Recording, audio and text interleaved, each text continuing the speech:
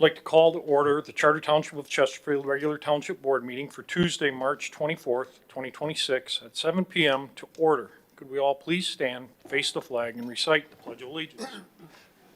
I pledge allegiance to the flag of the United States of America and to the republic for which it stands, one nation, under God, indivisible, with liberty and justice for all. Clerk Berry, would you call the roll? Supervisor Here. Treasurer Elliott. Here. Trustee Anderson. Here. Trustee Joseph. Here. Trustee Hornberger. Here. Trustee Vosberg. Here. Clerk Berry is here.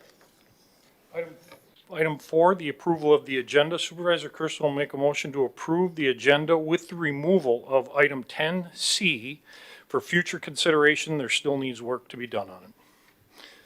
Is there any support? Support. Trustee Joseph. Discussion. Clerk Berry, would you call the roll?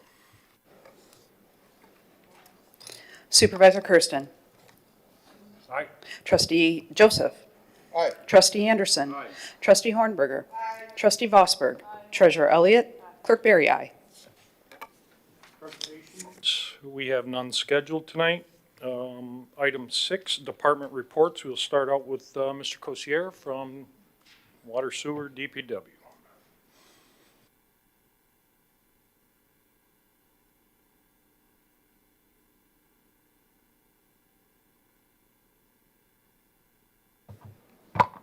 Good evening. Tonight, here to tonight to give a presentation on the APWA accreditation that Department of Public Services is currently working on. The Department of Public Services continues to advance its efforts towards accreditation through the American Public Works Association, reflecting the Township's commitment to nationally recognized best management practices and continuous organizational improvement. Staff is actively engaged in the development, refinement, and documentation of Township-wide standard operating procedures, policies, directives, documents, and administrative workflows. The current project schedule is as follows. Completion of township-wide documentation and internal reviews. We plan to have that completed by June of 2026. Then we will begin working on the development and completion of department-specific documentation refinement, and that'll be completed by June of 27.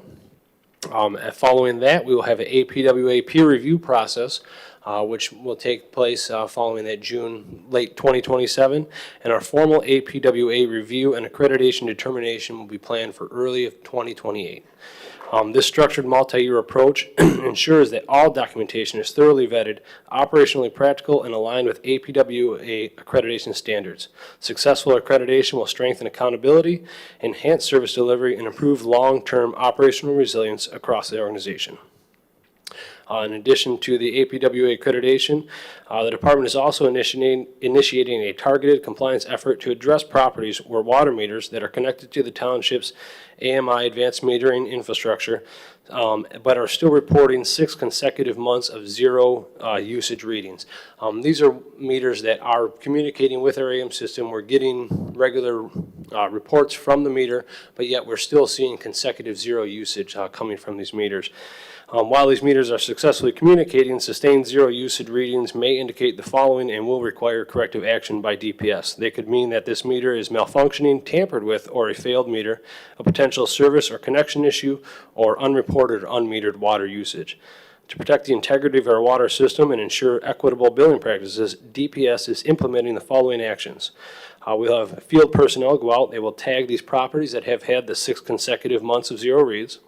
Residents will be formally notified that access to the water meter is required to verify proper operational and functionality. And we'll also be sending a written correspondence to those residents to make them aware of the issues that we have. Failure to respond or provide the required access within a reasonable time frame may result in escalated enforcement measures.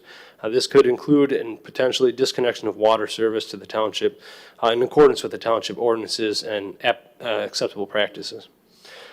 This initiative is necessary to ensure the accurate and reliable measurement of water consumption, fair and consistent billing across all users, identification and correction of malfunctioning or non-reporting meters, and prevention of unaccounted for water usage within the system.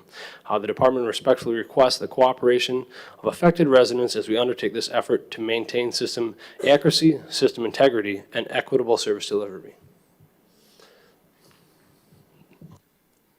Thank you, sir. Appreciate it. Just a follow-up comment. DPW is, like the other departments, is seeking accreditation through all departments here as directed. They're next up, and the ultimate goal will be initially to seek the Township of Excellence Award through MTA. We're working towards that goal. Ms. Vanderson, you're up next. Thank you. Just a couple updates from Parks and Recreation. Our website has been kept up to date with millage-related information.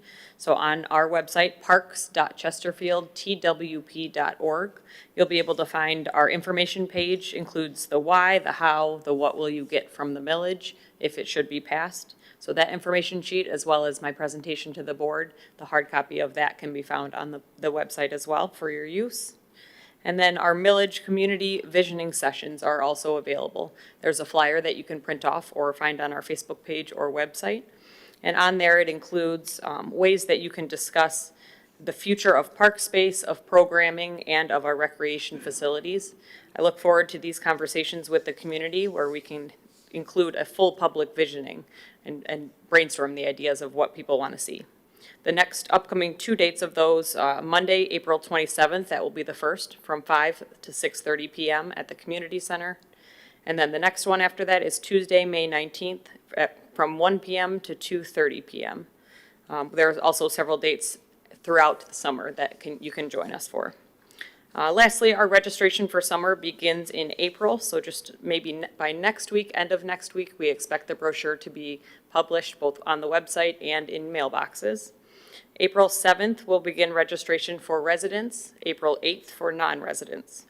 Both of those registrations will open at 8 a.m., both online and in person, with the new recreation software system. Thank you. Yeah, Michelle, step back. Got some questions for you. Trustee Joseph?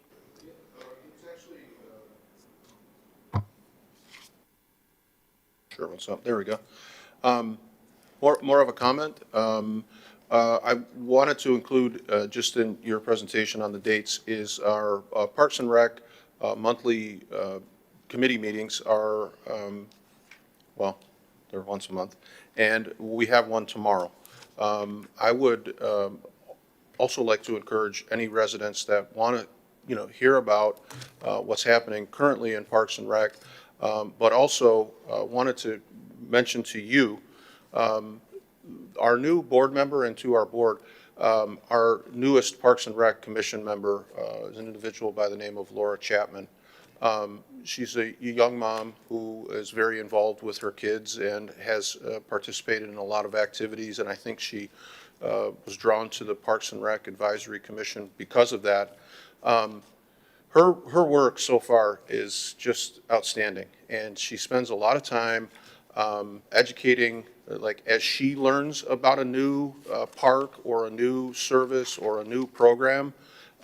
She tends to take it to Facebook or social media and just, this is a park that I discovered today, and she'll post pictures.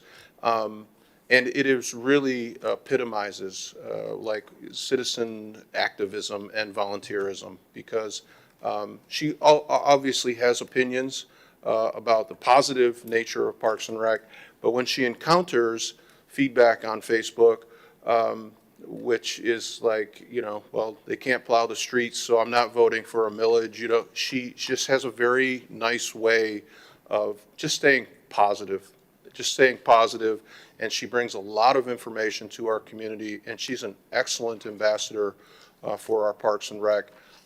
Again, from an information standpoint, a lot of people, take to social media and they talk about, I'm just sharing information, but it comes in a very, kind of negative way. And Laura is just an outstanding addition to our Parks and Rec. But any resident is free to attend. There's public comments, and I like the way our monthly meetings go in terms of inviting feedback from anybody who, has an opinion on it. So more the merrier, and appreciate, one, the work that you do, and also the addition of Laura Chapman. Just been an outstanding addition to our Parks and Rec Committee. Thanks. Thank you. I'm gonna also praise her because the sudden influx of calls asking to join or be appointed to the Parks and Rec Commission the last couple of weeks have gone up, so appreciate it, and I think it's because of what she's doing, so. Thank you. Treasurer Elliott. Thank you, Mr. Supervisor. The Township's annual financial audit is currently underway. It will continue throughout the month of April. The auditors will be on site working in coordination with the clerk, the treasurer, the supervisor, finance department, the Woodhill Group, to conduct the Township's regular annual financial audit. This collaborative process includes reviewing our financial records, our internal controls, our compliance with applicable laws and standards, and overall financial reporting to ensure accuracy, transparency, and accountability to the board and residents. Staff across departments have been actively preparing for the audit by organizing documentation, reconciling accounts, ensuring that all required materials are readily available to facilitate an efficient and timely audit process. The Township remains committed to maintaining strong financial practices for a clean audit outcome. Today, the Treasury Department completed the settlement of the tax roll with the county. The tax roll was delivered and finalized, and the Township was among the first communities in Macomb County to complete this process. All records were reconciled and are in good order. Following the settlement, notification was provided to the Township's auditing firm confirming that all Treasury-related processes required for audit review have been completed. As part of that annual audit, the auditors perform a comprehensive review of the Treasurer Department accounting, internal controls, processes, and procedures. Certain audit documentation and testing requirements are dependent upon the completion of the tax settlement process and can only be provided to the auditors after the settlement with the county. Upon returning from the county, a discussion was held with the audit principal assigned to the Township's engagement regarding the scope of work outlined in Agenda Item D. During that conversation, it was noted that several of the items identified in that scope of work are already included as part of our existing audit. The audit principal recommended that any further discussion regarding the scope or potential additional services to be coordinated through a meeting with the 3 full-time elected officials and to ensure alignment with our current audit that is underway and avoid any duplication of services. I have spoken with both our clerk and supervisor regarding this concern. In addition to our audit services, the Township is preparing for a transition in its payment processing services. Recent changes in the payment processing industry structure will have resulted in increased transaction costs, potentially impacting our Township residents, and in response, our Treasury Department has evaluated available options and worked to identify a more cost-effective and sustainable solution. The Township has reached an agreement with our current BS&A provider to transition to an integrated payment processing platform. The solution is expected to provide improved system integration, enhanced reporting capabilities, and better long-term cost stability. The transition will be implemented over the next several months to ensure a smooth and secure conversion. Communication will be provided to Township residents in advance as we make changes, including timelines, instructions, and available support services. Further updates will continue to be provided at these board meetings and through the mail on the payment processing services, and I'll also update you at the next meeting, regular board meeting, on our audit progress. Thank you. Thank you. Any further department reports? Clerk Berry. Thank you, Mr. Supervisor. Just to keep everyone on top of the proposed changes to the primary election for 2027 and 2028 and moving forward, this will not affect this year's elections. However, local clerks, and I believe I briefed the board on this issue in the public a couple of years ago, and I said, you know, it's very likely, given the changes from Proposal 22-2 and all of the necessary allowances for people that are on the ballot in terms of the different rights that they have and rights to recounts and challenges and so on and so forth. There's no longer enough time between the close of the August primary and preparing the ballots for the November election. So those individuals were not afforded some of those protections and some of those rights given to them by Proposal 22-2. So we anticipated that at some point, because the turnaround time was too short, that the state would be moving the primary election date. And there was legislation that just passed the Senate this last week. We believe that it will be passed by the House as well to move the August primary dates starting in 2027 from August to May. Now what that means is that means that it will then back up everything else that happens before that, such as candidate filings for office, various deadlines, and everything will be pushed back into the January or February timeframe for a May election, possibly even to the previous year. So look for those changes. I will keep you updated on that, but we do expect that to ultimately become law, and we will have a primary date change for 2028. We don't expect to have an election in 2027, but if you read anything about that online, social media, or in the traditional media, if you hear something, please know that does not affect 2026. That would not go into effect until after this year's election dates, which are set. Thank you. Thank you, Trustee Joseph. You got Joe? Trustee Ian? All right. Item 7, public comments on agenda items only. There's a 3-minute time limit. Public comments is open for agenda items only. Mic is open. Pardon me? Not yet. Next up.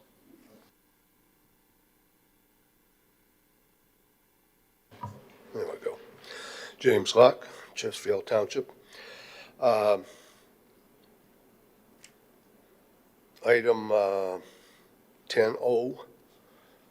for the foundation of the chapel and the parks over here. I wholeheartedly agree with that. That's something that needs to be done. We need to be able to keep the village up for people here to remember what this township was about when it was founded.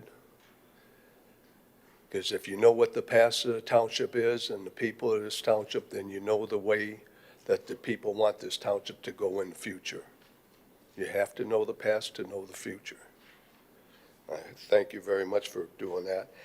And item 10J, moving DTE electric lines. Here's one more example of a great idea that hasn't been thought all the way through. And as you go through the project, you keep adding on more and more expense. You know, it'd be nice in the future if any projects that this board comes up with, if they would sit down and go over it all the way through so there isn't add-on upon add-on upon add-on. Thank you.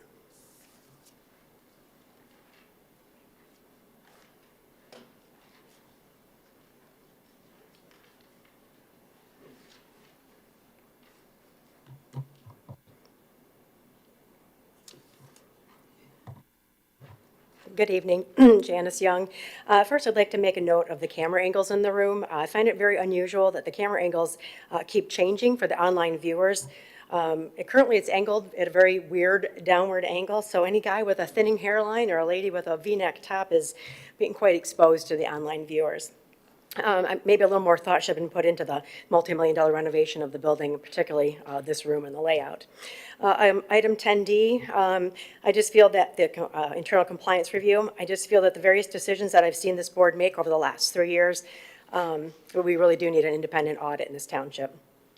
Decisions such as taking over the Chesterfield Interceptor from the county, making us pay for a new sewer line on 26 Mile Road, and the purchase of Sugar Bush Elementary, and then coming to us for more money for water and sewer and parks and rec millage. It's just absurd. And also, like Supervisor Kersten packed this room full of employees that didn't need to be here for meetings. They were getting paid overtime, and then Woodhill told them to stop doing it because it was a waste of our tax dollars. I'd like to know if we're going to get a refund on all of that. On their wages. I hope this compliance review can truly resolve issues all the way around, but I still stand behind Chesterfield needing a full audit of its finances for the last 5 to 6 years. Our dear friend Paul LaFata had so much information, and it was enlightening to read his biweekly emails to the board outlining the many issues that he saw. He was a facts and data guy, and I respected that about him. I did post an informal poll asking taxpayers of Chesterfield if they would want and pay for a full audit of the finances. And in one day, I got one person that admitted to having no idea, 12 no's, and 132 people that said yes. I realize that the participants may or may not live here, but if this type of survey is good enough for Parks and Rec, it should be good enough for this discussion tonight. At the February 24th board meeting, when Clerk Berry suggested doing this compliance review, Trustee Hormaker got pretty excited about it, something about fishing. Just kidding. But she seemed to wholeheartedly be behind this proposal. And Supervisor Kersten said, I quote, absolutely would support it. So you have 3 votes, Clerk Berry, and you just need to get a 4th, which I'm sure shouldn't be too hard to get. Item 10F, rezoning on 26 in Burdon. I find it odd that the township forced the landowners to change the zoning from C3 to MX2 last year, and not a year later, we're rezoning one parcel back to C3. Planning Commission justified it by saying MX2 is consistent with our master plan. Their justification for putting it back to C3 was it was consistent with our master plan. Which one is it? I don't think it can be both. I recognize that parcel may be difficult to develop, but that wasn't considered. Why wasn't that considered when the master plan was developed in 2021? And why wasn't that considered last year when they rezoned it? To me, it's just an example of how we get things done, how we get things wrong here in Chesterfield. We issue variances, rezoning, and special land uses way too often. That starts the slippery slope that if you do it for one, you have to do it for others. I still think we should update the master plan and the zoning ordinance, stick to them, keep them tightened up, and that would lead to better development down the road. Thanks.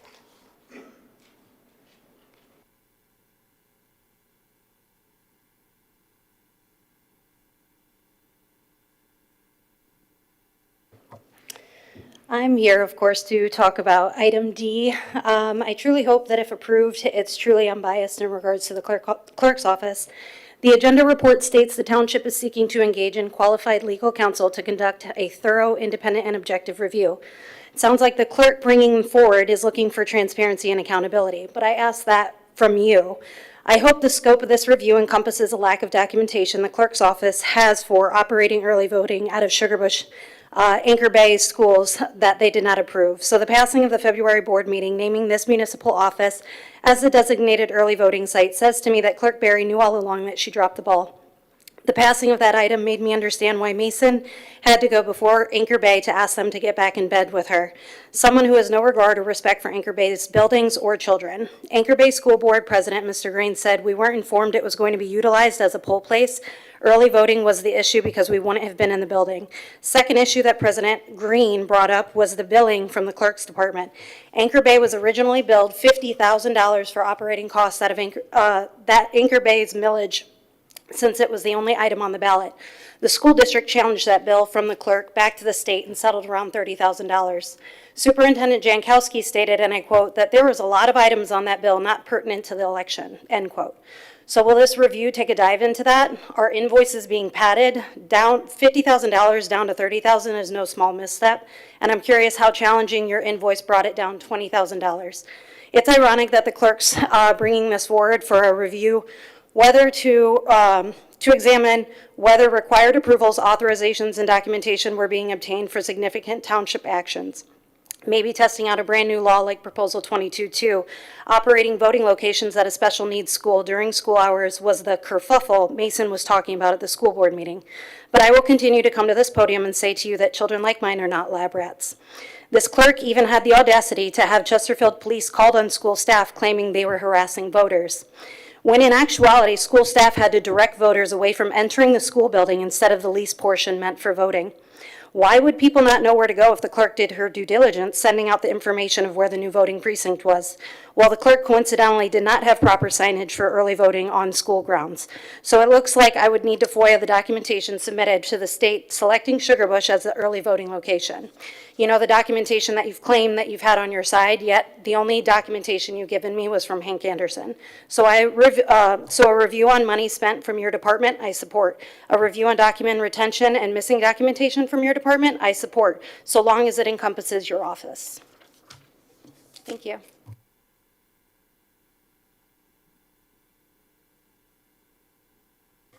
Any further comments from the public? Any further comments? Move on, item 8, the consent agenda. This will be an electronic vote. Clerk Berry. All items under the consent agenda are considered routine by the board and will be enacted in one motion. There is no separate discussion of these items. If discussion of any item is required by a board member, it will be removed from the consent agenda and considered separately.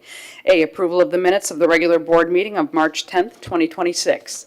B, approval of the payment of bills as submitted by the Finance Department.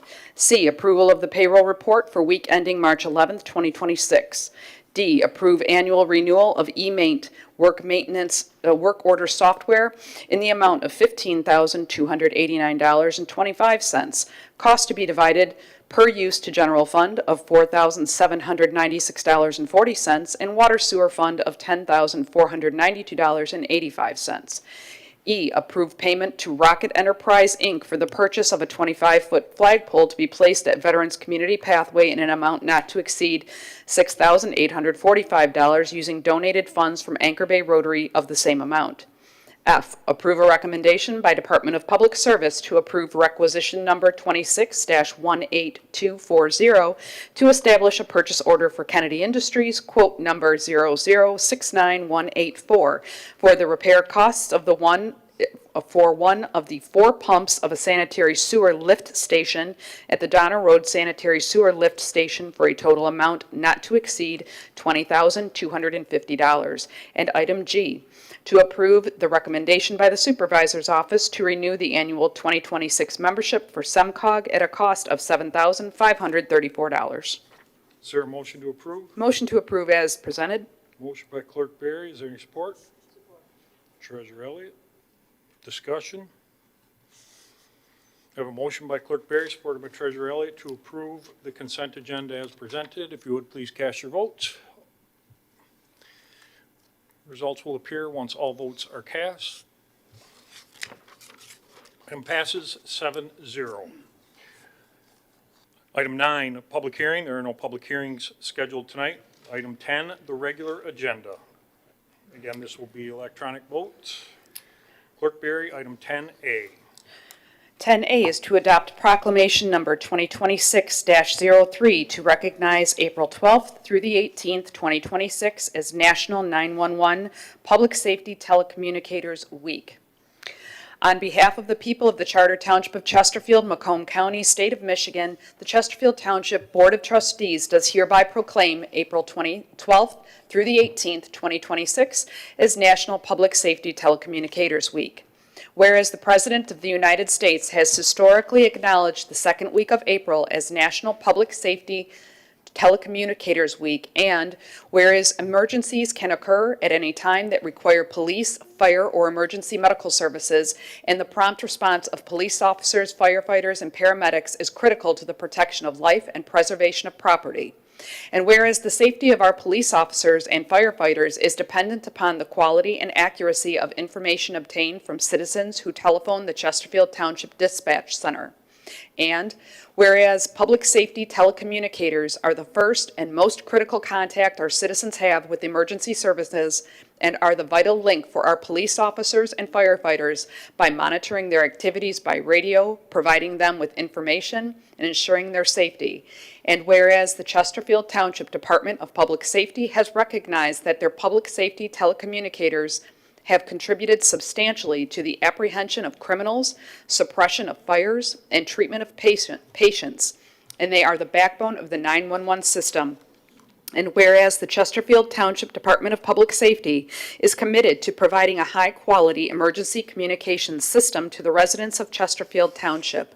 Now therefore, the Chesterfield Township Board of Trustees does hereby proclaim April 12th through the 18th, 2026 as National 911 Public Safety Telecommunicators Week in Michigan. Is there a motion to adopt the proclamation as read? So moved. Motion by trustee Joseph, supported by trustee Vosberg. Discussion? A motion by trustee Joseph, supported by trustee Vosberg, to approve the proclamation as read. If you would please cast your votes. All votes will appear once all votes are cast. Results will appear once all votes are cast. Item passes 7-0. Item 10B. Clerk Berry. Item 10B is to adopt proclamation number 2026-05 to declare April 24th, 2026 as Arbor Day in Chesterfield Township, Michigan. On behalf of the people of the Charter Township of Chesterfield, Macomb County, State of Michigan, the Chesterfield Township Board of Trustees does hereby proclaim Friday, April 24th, 2026 as Arbor Day. Whereas in 1872, the Nebraska Board of Agriculture established a special day to be set aside for the planting of trees, and whereas this holiday, called Arbor Day, was first observed with the planting of more than 1 million trees in Nebraska, and whereas Arbor Day is now observed throughout the nation and the world, and whereas trees can be the solution to combating climate change by reducing the erosion of our precious topsoil by wind and water, cutting heating and cooling costs, moderating the temperature, cleaning the air, producing life-giving oxygen, and providing habitat for wildlife. And whereas trees are a renewable resource, giving us paper, wood for our homes, fuel for our fires, and countless other wood products. And whereas trees in our city increase property values, enhance the economic vitality of business areas, and beautify our community. And whereas trees, wherever they are planted, are a source of joy and spiritual renewal. Whereas trees in our city increase property values, enhance the economic vitality of business areas, and beautify our community for this and future generations. And now therefore, the Chesterfield Township Board of Trustees does hereby proclaim Friday, April 24th, 2026 as Arbor Day in Michigan. Is there a motion to adopt the proclamation as read? So moved. Motion by Clerk Berry, supported by Treasurer Elliott. Discussion? If you would please I have a motion by Clerk Berry, supported by Treasurer Elliott. If you would please cast your vote. Results will appear once all votes are cast. Item passes 7-0. Item 10C has been removed. We move to item 10D. Clerk Berry. Item 10D is to approve a recommendation to retain Allison Furtaw of Dick Magossett to perform an internal compliance review of township practices, policies, and protocols to be budgeted from general government legal fees for an amount not to exceed $60,000. Is there a motion to approve?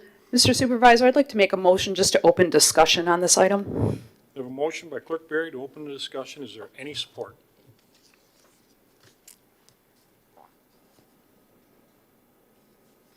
Seeing no support, is there any support to move this item forward? Seeing no support to move this item forward, it will fail. We move on to item 10E.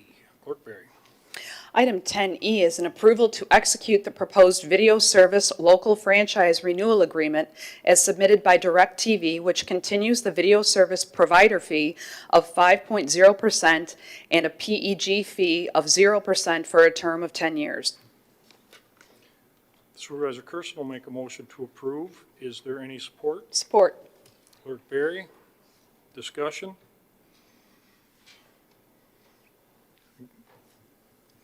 Seeing none, I have a motion by Supervisor Kersten, supported by Clerk Berry, to approve item 10E. If you would please cast your vote. Results will appear once all votes are cast.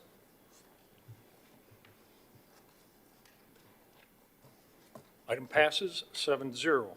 Item 10F.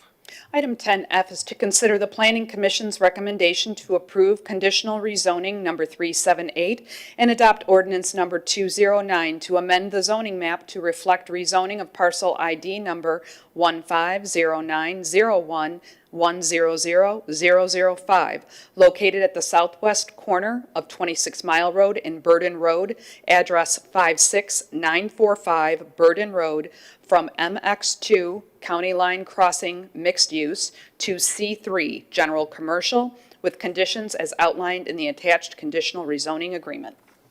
Is there a motion to approve? Supervisor Kersten will make a motion to approve. Is there any support? Trustee Vosberg? Mr. Palin? Counselor, go ahead. Push the button. Am I doing good? Sort of. It's important that you put the reasons for your, the motion to approve in your motion.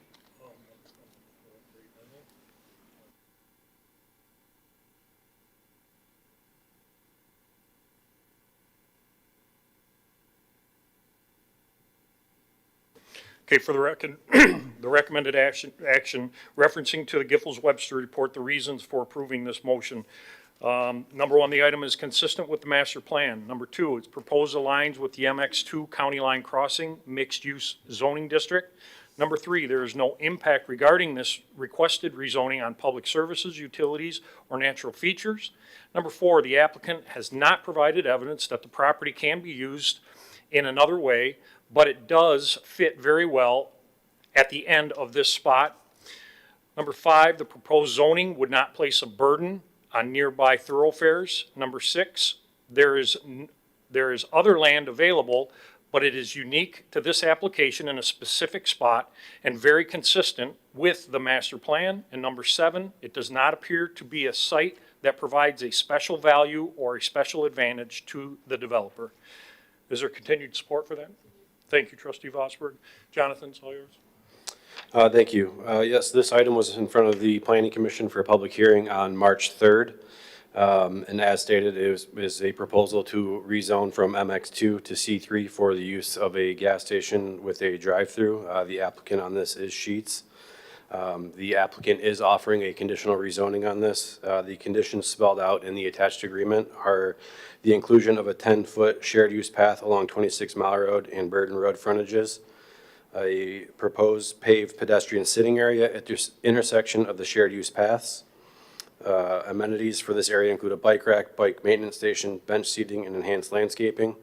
3, enhanced landscaping along the western portion of the property adjacent to the I-94 freeway entrance.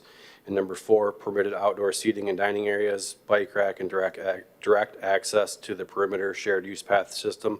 The reasoning for those conditions were they were trying to make it more consistent with what the master plan called out in that area, which was the MX2 zoning district.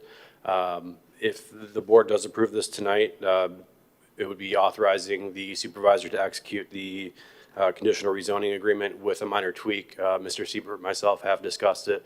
There would just have to be a minor tweak, which would be contingent on the site plan being approved, but there's no issues there. So with that, I can answer any questions if there are any. Thank you, sir. Question from the board, Trustee Joseph.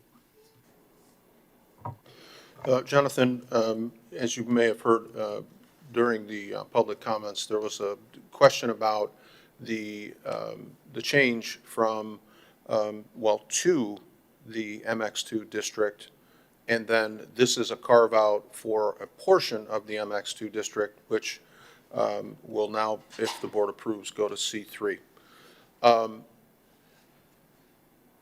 The history of the MX2 district goes back to our previous planner, and I credit Mr. Arroyo for bringing to the Planning Commission at the time, and I'm going back 6 or 7 years, the vision for the north end of the township and the incorporation of what was a new concept, which was MX2.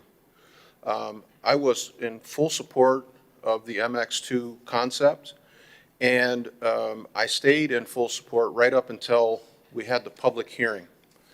And we heard from landowners in that district who said, if you change this zoning, this property has been in my family for many, many years.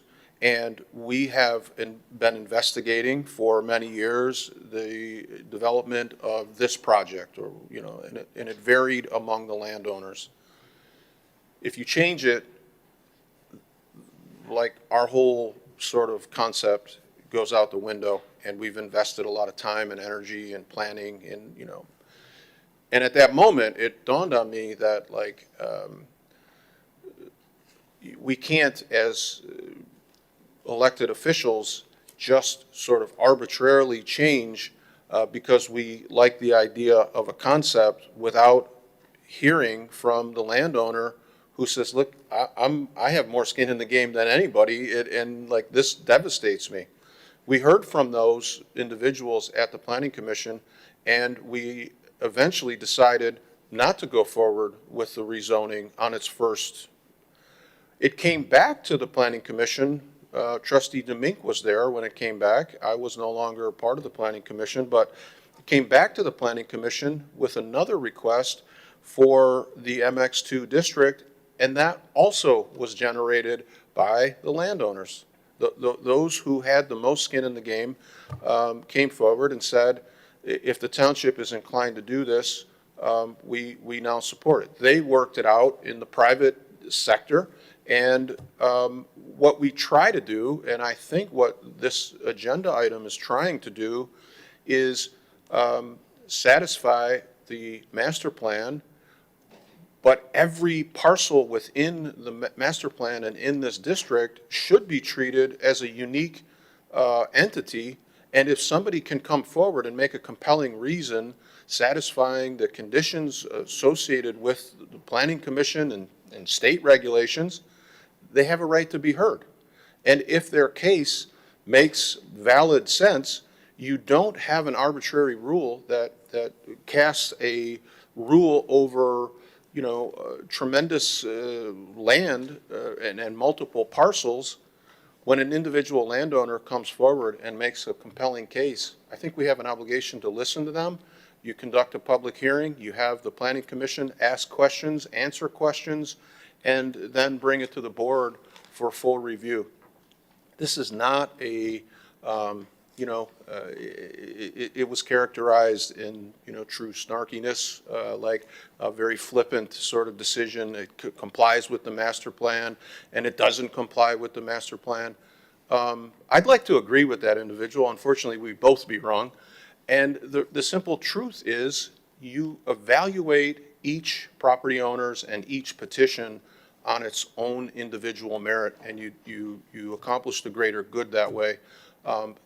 Both of these are consistent with the broad vision of the master plan, and I'm glad that it's worked out, and some of the things that I see coming with they're very consistent with Mr. Arroyo's vision for an MX2 district that was presented to the Planning Commission so many years ago.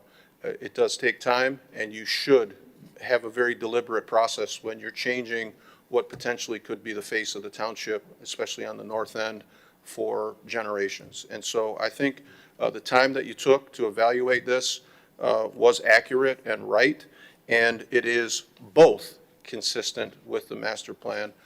Anybody that studied or read the master plan would know that, but there's more of an interest in just coming to the podium and throwing, garbage out. This is a good rezone, and it fits not only the business community but the master plan. So thank you. Thank you, Clerk Reed. Thank you. Jonathan, just for the benefit of the public and those that may not know, can you just explain the difference between the MX2 and the C3 zoning?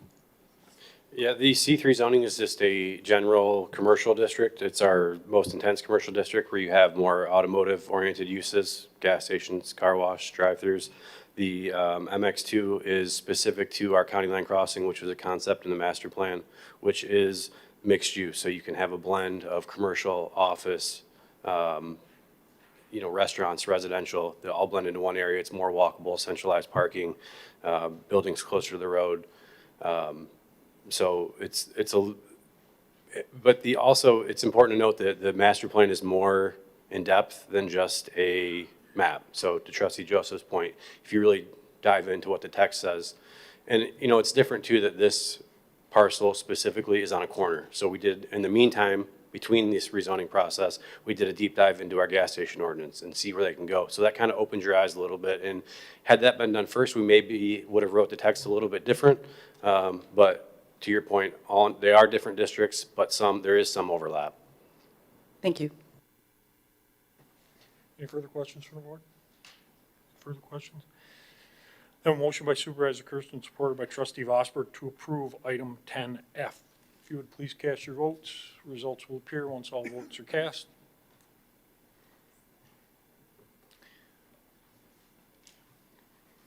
Item passes 7-0. Item 10G. Item 10G is to consider the Planning Commission's recommendation to approve rezoning number 379 and adopt ordinance number 210 to amend the zoning map to reflect the rezoning of parcel ID number 1509044510003, located at the northeast corner of Gratiot Avenue and 25 Mile Road, from C3 General Commercial to C3 General Commercial and RM2 Residential Multifamily. Is there a motion to approve?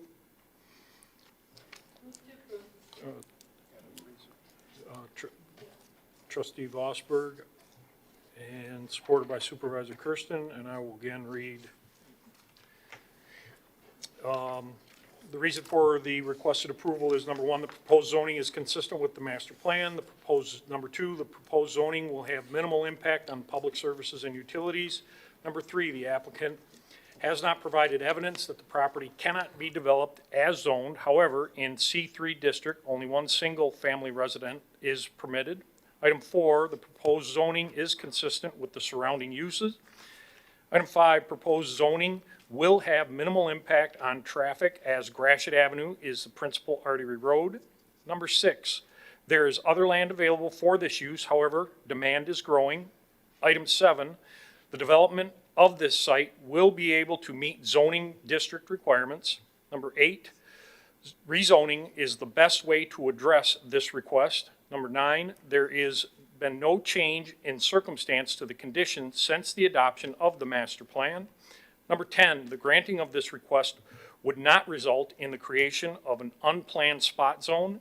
And number 11, the proposed rezoning is a logical extension of the existing zoning district. Those are the reasons, again, for the approval. Trustee Vosberg, do you agree with that? Yes. I'm going to let you read the next one. Yeah. Discussion from the board? Or, I'm sorry, Jonathan, go ahead. Thank you again. Yeah, the same deal here. The Planning Commission held the public hearing on February 17th. They voted unanimously to approve on March 3rd for the reasons as already stated. This one is clearly consistent. It matches the map. The proposal is to leave the hard corner of 25 and Gratiot as commercial and the rest of it to RM2 multifamily residential, which is exactly what the master plan calls for. And also, since the master plan was adopted, there was the project that was approved just down 25 Mile Road for some higher density single family. So this would be a nice transition between that use and Gratiot. So I can answer any questions on this one as well. Questions from the board? Seeing none, I have a motion by Trustee Vosberg, supported by Supervisor Kersten, to approve item 10G. If you would please cast your vote. Results will appear once all votes are cast. Item passes 7-0.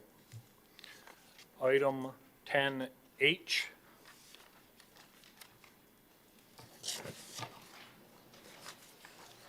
Item 10H is to adopt Resolution 2026-09, number 1, and Resolution 2026-10, number 2, and set the date for a public hearing for April 28th, 2026 at 7 p.m. for the purpose of hearing any objections to the proposed improvements for the maintenance of the Maurice Demink Anchor Bay Harbor Pump Station, the estimate of costs, and the establishment of the Special Assessment District for properties especially benefited by the proposed improvements. Is there a motion to approve? So moved. Trustee Joseph, Second. Clerk Berry. Mitch? Good evening. Excuse me. This item establishes the public hearing for the April 28th board meeting Mailings will be sent to everybody in the district, the proposed district, and on the 28th, we'll have the public hearing to answer any questions about the project. You want to give a quick history on what? just so the audience It knows? is the Bay Harbor, Morris to Mink, Anchor Bay pump station. We've spent the last probably 4 or 5 years rehabilitating it. It was originally built in 1980-ish. Moving forward, we like the benefiting properties to pay the annual maintenance cost. The annual maintenance, annual operation costs, I'm sorry. Or is it annual? Questions from the board? Trustee Bosberg? Just to add to what Director just talked about, we bill most of the subdivisions and/or residents that live around a certain type of storm drain. They're responsible for the maintenance of that. And historically, the township never, I don't think, ever billed the homeowners for that. In the meantime, it became, when it did need repair, it seemed unfair to bill the homeowners at that point because it needed such a major amount of repair. But now that it's brought up to, will have been brought up to standards and fully operational, it should just require just normal maintenance, and it would not be a hardship for the residents who live in that district to be able to take care of that maintenance cost. Thank you. Thank you. Clerk Berry? Thank you, Mr. Supervisor. This is just more some background for the board. In previous years, you can see in your board packet all of the notices, all the individuals that have to be noticed for this. In the past, the cost for those notices has been attributed to the specific department that it goes to. However, there's been a change in the last year where all of that comes out of the clerk's department. So just so that it gives me an opportunity for you guys to see how many we have to send out. We do expect that there will be a budget amendment coming from the clerk's office. It is primarily due to all of the additional publications and mailings that we do for these, which is completely fine. It's just a matter of how we're attributing for it now in the budget. So it's likely that we'll be bringing a budget amendment for our publications budget in the future. Yeah, just chime in. The cost of that is rolled into the SAD. Right, it's just that just making a point about the budget allotments, so that's shifted a little bit, so, Again, the entire cost is rolled into the SAD district. yes. Any further questions from the board? Trustee Joseph? Yes. Yeah, real quick, the cost is rolled into the SAD. What's the budget amendment for? Like, I missed that part. Just the amount of the budget for the clerk's publications budget, because it used to be that we just did our own and now we're doing all of these, which is fine. It's just that we're gonna have to amend that budget to account for all of that. But yes, it's all accounted for in the SAD, it's just how it's being reported in the budget. I'll save those questions for that budget discussion. Just to go back, Trustee Vosberg, the comment that she made regarding the equivalency that she draws to the retention and detention ponds that a lot of the subdivisions are dealing with. In this district, these individuals, the mechanism for removing stormwater is this pump station. Thankfully, we were able to secure a pretty sizable grant to do, as you said, to bring it to, proper working condition now. And the life expectancy of those new pumps and the improvements that were made will take us, decades into the future. But the original, when the original problem, kind of came to the board, it was my first term, I think, this goes back a ways. There were a number of people who didn't live in that district that said, what are you talking about? I had to pay for the pump. I'm paying for my detention pond, or I'm dealing with my own issues and the other. And the reality is the SADs are created because it's unfair to have a township-wide tax for a service or a product that only benefits individuals in a particular subdivision. So I'm grateful for the grant that, covered the cost of just, I mean, the devastation that would have been inflicted on the district if they had to cover, millions or, deal with flooding basements. So maintenance should be an issue that is reasonably, as Trustee Vosberg said, not a hardship, but it is consistent with the improvements that have come along to look at township-wide stormwater management, not only in the pump station, but in the, upkeep and improvements and of the detention ponds. So this is all part of that system, and your team is really doing a great job. Hopefully we can explain this in a way that you're laughing and I'm laughing too, because it's not going to happen. Like, it's going to be tough. People see a special assessment bill and they go, oh, they're raising my taxes again. But the reality is, this is the cost of, keeping water off your property. And but I appreciate the way that you've packaged this, and hopefully we can illuminate this issue at the public hearing. But thank you. Any further questions from the board? I have a motion by Trustee Joseph, supported by Clerk Barry, to approve item 10H. If you would please cast your vote.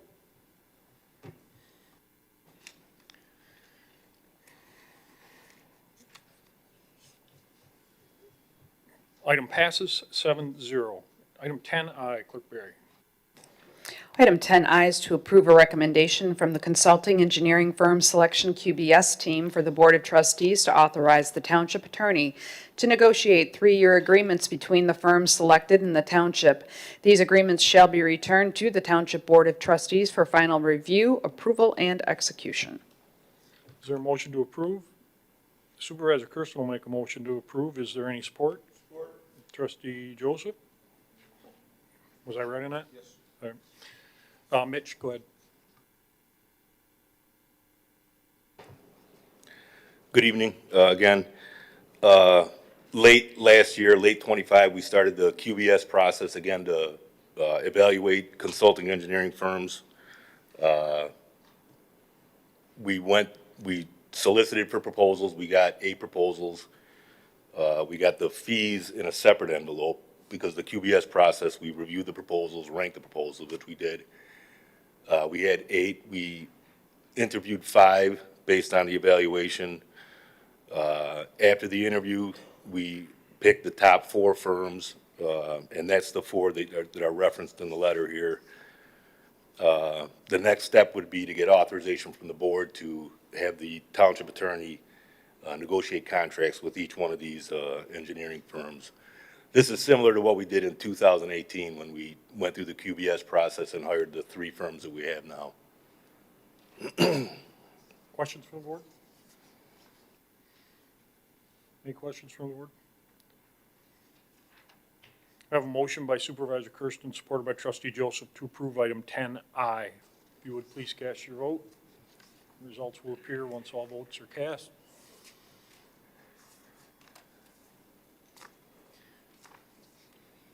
Item passes 7-0. Item 10J. Item 10J is to approve a recommendation from engineering for the Township Board to authorize the Township Supervisor to execute the permanent line relocation agreement with DTE. This agreement is for work required by DTE to facilitate construction of the Jefferson Pathway Phase 1 in the amount of $11,724.36. Is there a motion to approve? So moved. Motion by Trustee Vosberg, supported by Trustee Joseph. Mitch, you want to address this? Yes. This is a recent, well, somewhat recent policy of DTE. It's probably a couple years old now. Before, when their utility poles were in the public right-of-way, they would move them for other improvements. That policy is now changed. Who's ever initiating the improvement has to pay to relocate the Edison, the poles and their guy wires. So that is what this cost reflects. They've gone out there, given us a price, and that's what it is, to move the guy wires for the Jefferson pathway. Thank you, sir. Questions from the board? Trustee Joseph? So if I understood you right, DTE changed their policy necessitating a cost from the township in order to be in compliance. In order to make this $12,000 expenditure as part of the project in the original scheme, you would have needed a crystal ball to forecast the DTE change in requirements. So we didn't have that then. I don't know if we have that now, but we are. Good. So this is a cost that was not foreseen because we don't have any access to the DTE policy manuals prior to the construction of our project. Is that fair to say? That is correct. Yeah, so I think the advice I would give to you, if you want to know the future, you need to know your past, and you just keep that as a tip. Just as a side note, when we received this invoice, we ran this up to the contacts of DTE, and it's like arguing over your residential bill. They pretty much, they're the only vendor that can do it, and it has to be done. So we did complain, we got nowhere with it. This is their new policy, and we will consider it in any future project, so. Further discussion? I have a motion by trustee Vosberg, supported by trustee Joseph, to approve item 10J. If you would please cast your vote. Results will appear once all votes are cast.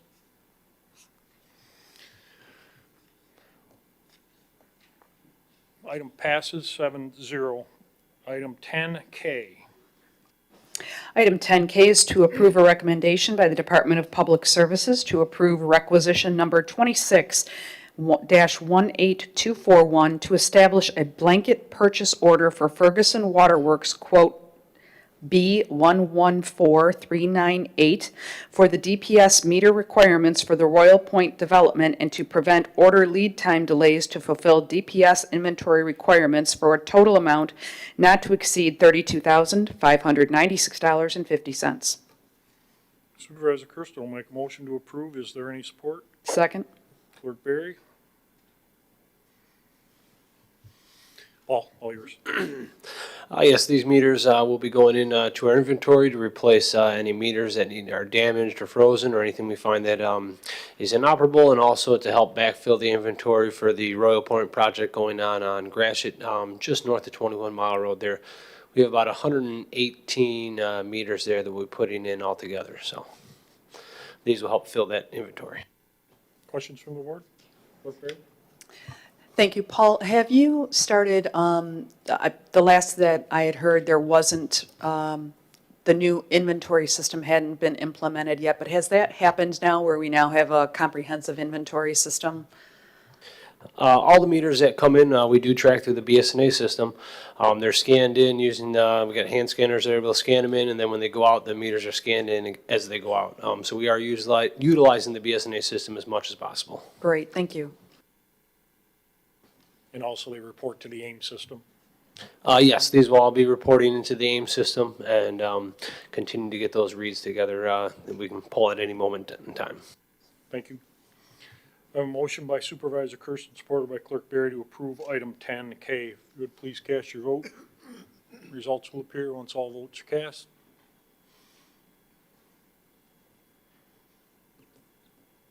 Item passes 7-0. Item 10L. Item L is to obtain Township Board approval of Resolution Number 2026-11, authorizing designated township officials to execute the blanket permit application required by the Macomb County Department of Roads for work performed within county road right-of-ways. Is there a motion to approve? Supervisor Kersten will make a motion to approve. Any support? Trustee Vosberg? Paul?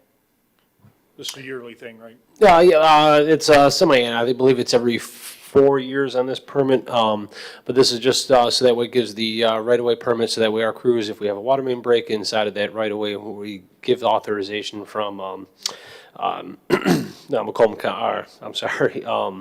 would be the Macomb County Department of Roads be able to go in there and work on that right away.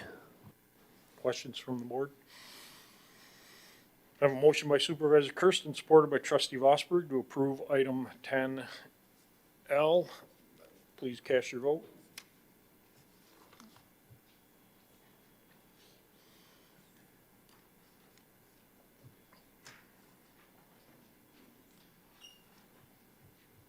Item passes 7-0. Item 10M.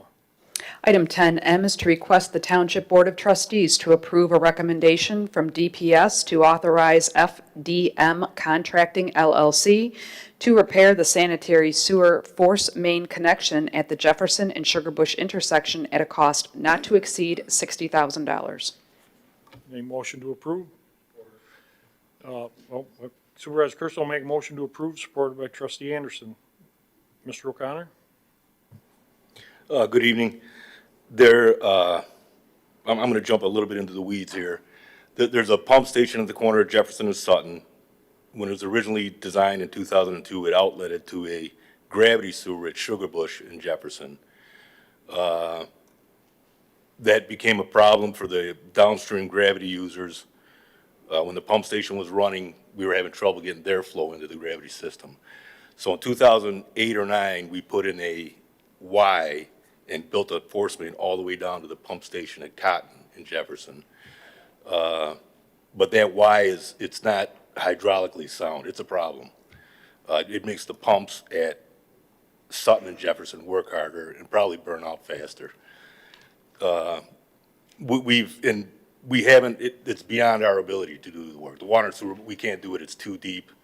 It's probably wet soil, and it will require a trench box, which are, it's just out of our, it's beyond us, I would say. So we have a good contractor, FDM under contract.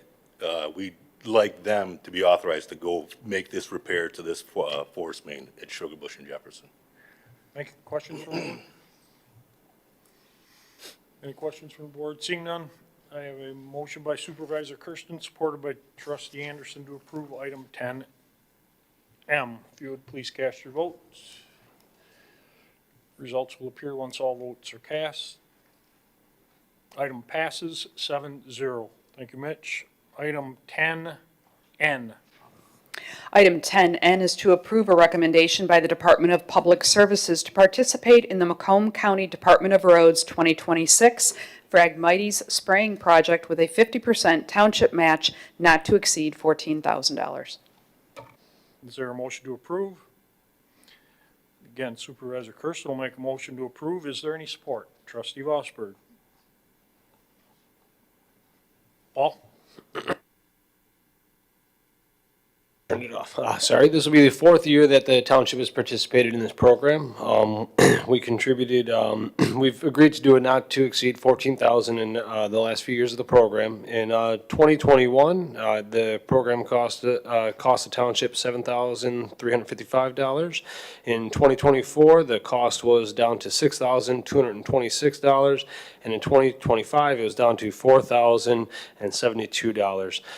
Treating 35.6 acres in 2024, and then 44.57 acres in 2025. The reduction in cost has a lot to do with the fact that as we were participating in this program, the Phragmites in the ditches are getting less to be able to treat.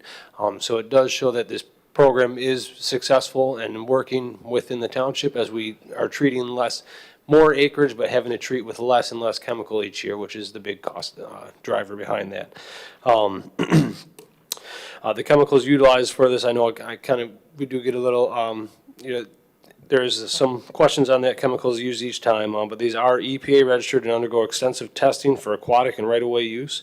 When they are applied by licensed professionals in a strict accordance with the label directions and regulatory requirements, proper application minimizes impacts on non-target organisms, water quality, and human health. Participation in this 2026 program will continue the township's proactive management of invasive species and help protect drainage infrastructure and adjacent natural resources. Questions from the board? Trustee Anderson. Is glyphosate, yes or no, involved in that herbicide? Yes, I do believe glyphosate is involved with that herbicide. Okay, and you know the history of about glyphosate as far as how it affects humans, animals, et cetera. Yes, there is, I'm aware of those, yes. Do appreciate it. I can't support this as long as that chemical's around. And DDT at one time was great. We know what happened there, so I can't support it until they come up with something besides that for the sake of our residents, whoever's going through there. Thank you. Trustee Joseph? Yeah, I echo Trustee Anderson's. I've seen the studies and I see the cost comparisons to other methods for Phragmite, extraction and elimination. The reason that we haven't investigated, well, I say we, but it's a countywide, maybe a regional problem, because of the cost. The costs associated with non-chemical agents with Phragmites they're hefty. And this is the most effective from a cost standpoint. I have a hard time, as does Trustee Anderson, accepting that the utilization of glyphosate. I think in your presentation where you were talking about the EPA approval and the inclusion of water quality and improved health, I really don't know how that can be. But again, I realize that it's not your decision. You're bringing forward a county-approved plan. But there's a reason that this chemical is banned in most parts of the world. Certainly, I don't think you can find a European country that utilizes glyphosate. It is a chemical brought to us by the same people that brought us, well, from your generation, and my father died prematurely from the exposure to Agent Orange and the great write-ups that were associated with that product are the same sort of architects of what we see today with the glyphosate is perfectly safe. It's not. And when we start measuring cancer clusters in the same way that we measure expenditures for eradication of Phragmites, maybe we'll get some change. We pass resolutions talking about Arbor Day and certainly honoring our dispatchers, but what about taking a stand, just lowly Chesterfield, taking a stand and saying, we're not going to spray this stuff in our waterways, we're not going to spray this stuff in places where it could impact our residents, and certainly sitting on top of one of the largest freshwater lakes, in the world, the Great Lakes encompass, and we're certainly there. Spraying it in our waterways, I think, is a tragic mistake, but that maybe won't be realized for years and maybe generations to come. But it's not a good chemical, and I would really hope maybe we take a stand and say, let's lead the way in a different Phragmite extraction process, and that might be purchasing some equipment that can go into these marshy areas. We've investigated it before. Your predecessor, who's now heading up the Macomb Township, was instrumental in doing some of the research and came to the board with some alternatives, but the cost was substantial. Certainly wasn't 14K, and that's, I think, the reason that every year we participate in this. But we should change that for the sake and health and safety of our residents. Thanks. Any further comments from the board? Just some comments. Everybody's comments I appreciate it. You're factually correct. Unfortunately, the Phragmites are an invasive species, and at the SISMA site in the document that you have here, and even DNR, they give you three options: manually removing them, burning them, and chemical treatment. That's really what we're left with. We are watching. Clay Township, Parsons Island, received a substantial grant from the DNR. They bought a large machine that they hope to deploy this year. It is a manual removal piece of equipment. It is substantial in cost. The plant, Parsons Island or Clay Township, is actually asking for two of them. The DNR gave them one. We will watch that and see how it grows. how it's operated and how they intend on using it, but we're dealing with a problem that we're left with very little options, and these Phragmites are really the reasons why most of our drains are plugged and clogged and our retention basins are problematic. So with respect to your comments, Trustee Joseph and Trustee Anderson, truly do.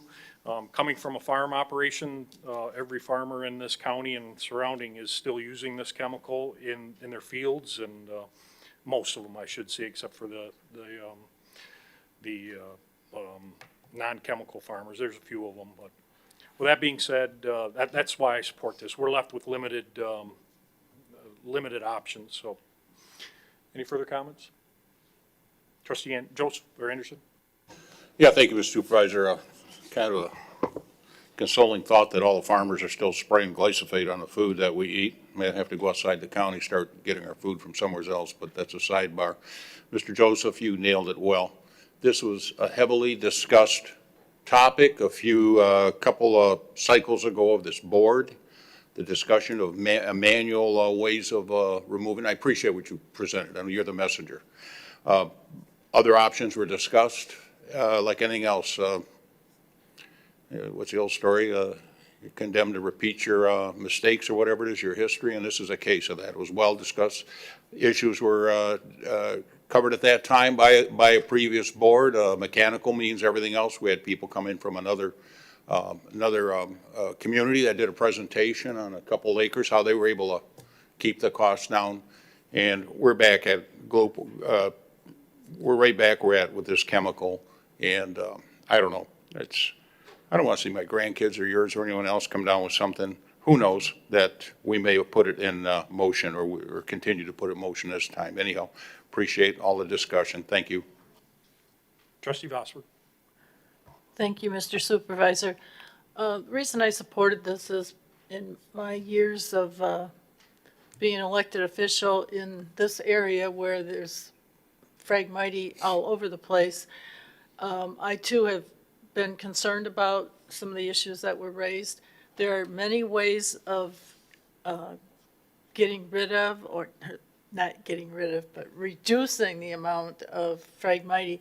And I think that we need to have a comprehensive plan, and this is just part of that plan. I realize it's controversial, and I realize not everyone agrees with it, but to me, we have to get rid of these. Otherwise, we just drive around in these Phragmites tunnels when we're driving down the road, and these Phragmites are 10 feet above the top of our vehicles. Thank you. Thank you. Any further? Trustee Young. Thank you. So in my time here at the township, this has come up every year, and in previous conversations, in previous votes, I've supported this for the fact of for the flooding issue. However, it's always been a big personal conflict for various reasons. I am a cancer survivor, and it is an environmental cancer that I had. And this bothers me, but what is more concerning is that when I've gone to meetings at the county for various things about our lake, it's almost as if we're getting two different stories, and you're smiling because you know what I'm saying, that we're always talking about how we're trying to clean up the lake and we're doing all this. I'm not going to support this agenda item today because, as Trustee Joseph has said, we have to take a stand. In my opinion, I'm personally saying we have to do better with this.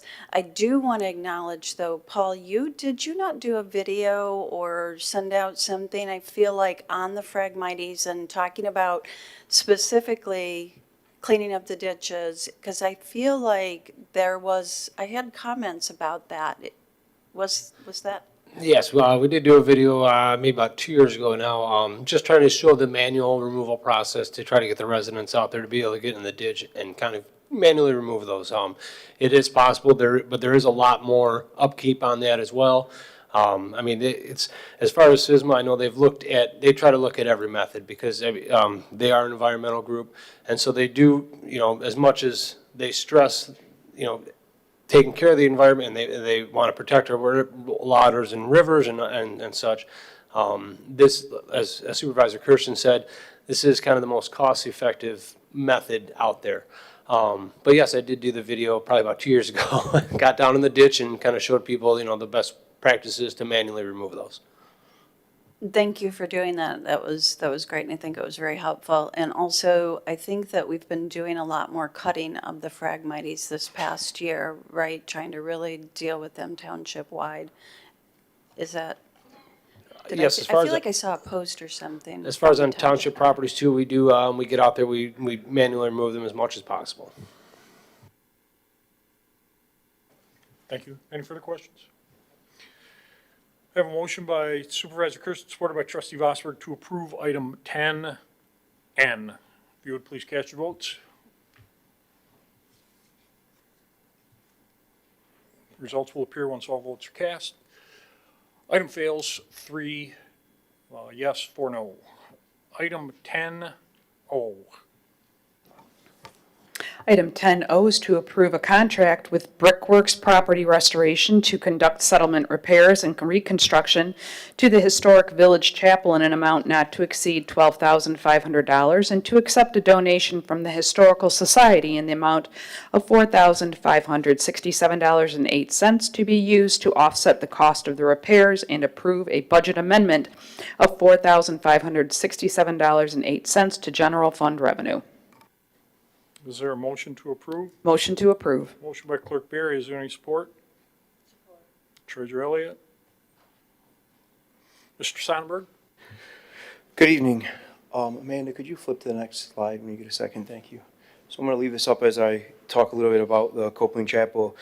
The Copeland Chapel was donated to Chesterfield Historic Society in 2015, and on September 28th, 2016, it was relocated from its original location on Sugar Bush Road down the street in Chesterfield Township to the historic village.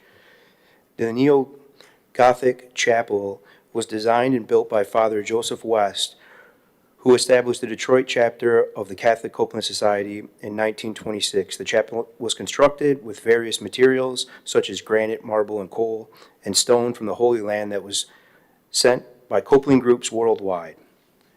So in this photo, you can see the yellow circle to the right represents where the chapel is in our historic village. Obviously, we are in the main office just across the drain. You'll see the picture up in the upper left was where it sat on Sugar Bush, and the lower left was when it was moved.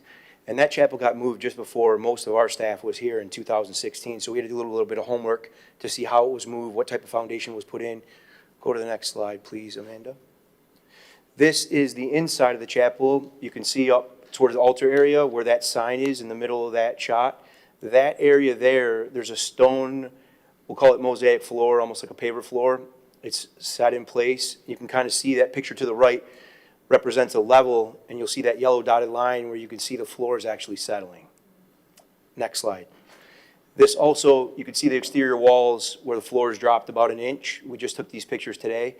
What these show is, what we think is happening is when the building was moved, there was a sand base in place, and when you install the sand and you don't compact it layer by layer, it settles. So it's only in this one area. We don't think it's a structural issue. We just think from the investigation that we did, that we just think it's the sand settling over time. And Michael in our office did a great job contacting several vendors. This was a really hard one to get a vendor out. Luckily, he found this company here who does some historic preservation. Guy came in, was really knowledgeable about the scope. Really, our goal is to fix this once and fix it right. So they're going to go through, plastic up the chapel, take everything out stone by stone, mark the stones, drill and pin rebar, put a concrete slab. Right now it's sitting on sand, and then put the stones back in place.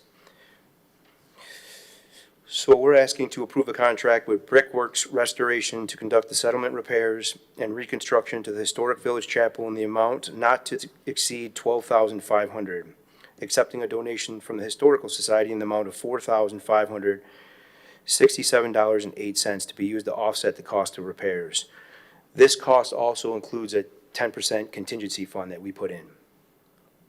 Questions from the board? Trustee Anderson. Yeah, a few of us here were around when they moved it across from its original location. That was quite a feat and amount of time they used, and the foundation is fantastically deep. The people did a great job. You look at this building as a historical artifact, not a religious one. The question I have, is there any type of warranty on this repair?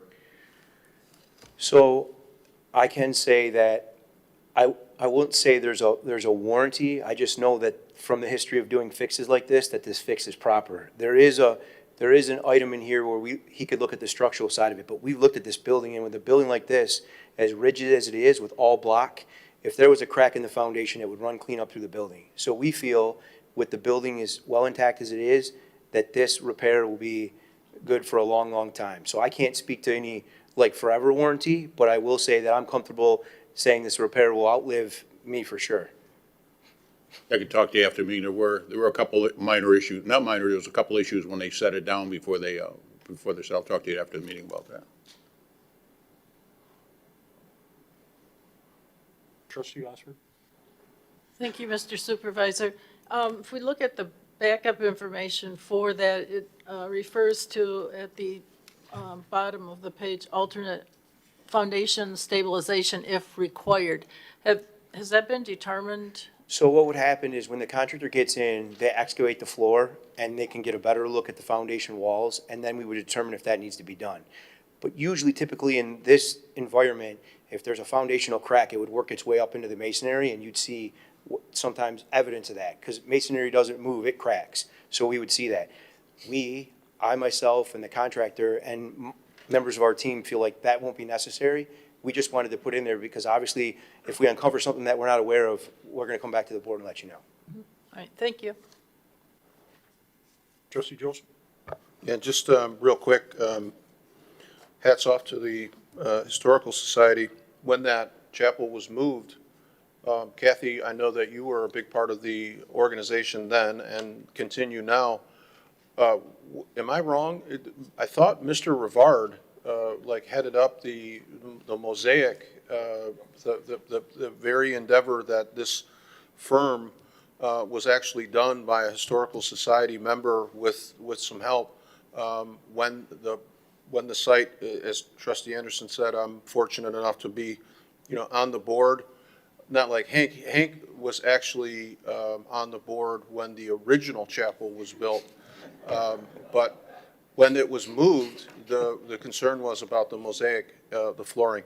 And Mr. Rivard went in and with help. I know that it was a big undertaking, but they literally, numbered every stone. And then when the installation was done, they went in and, so I think to honor the work that's been done, not only in the recent history, but, going back to the origin, and I appreciate you including that slide. This is a really big deal in our township, and it's a great addition to the historic village. So, thanks for all the extra research and bringing in a contractor that understands the history and looks at the problem and gives us a fix for, years to come. So thanks, Josh. You're both old. I have a motion by Clerk Berry, supported by Treasurer Elliott, to approve item 10-O. You would please cast your vote. Results will appear. That's all votes are cast. Item passes 7-0. Thank you, Josh. Thank you. Item 11, addendums, there are none. Item 12, public comments. Public comments, there's a 3-minute time limit. If you would please state your name, not required. Just helps us keep track. Mic is open.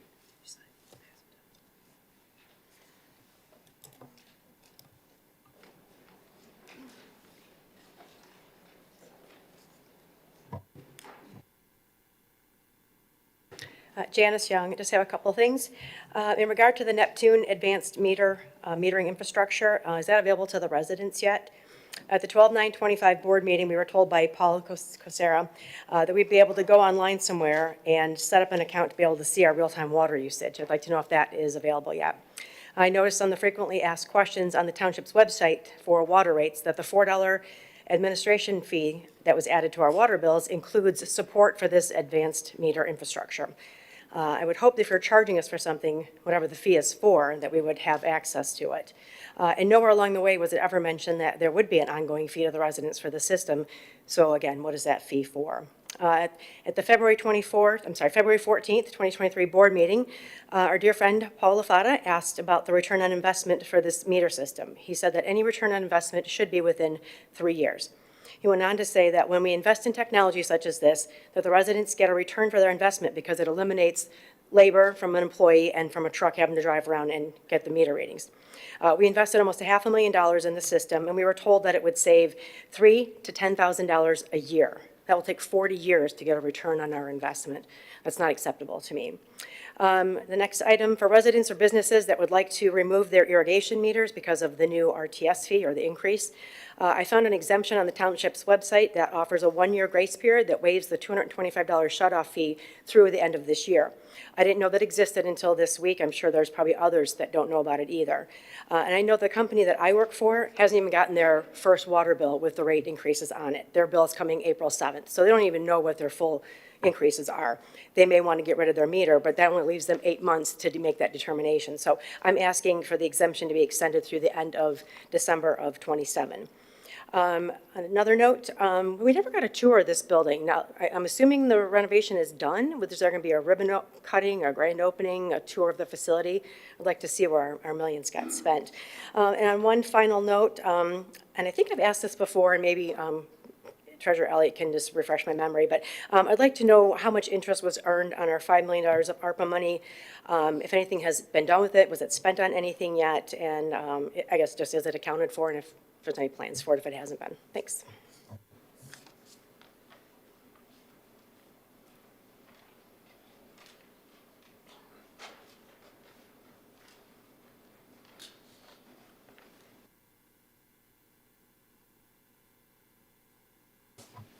John Speaka, Chesterfield Township. I want to start off, I want to thank Clerk Barry for bringing agenda item D to the board. Shocked but not surprised how every board member sat spineless on even having a discussion or bringing this to a vote. That to me just signifies the guilt.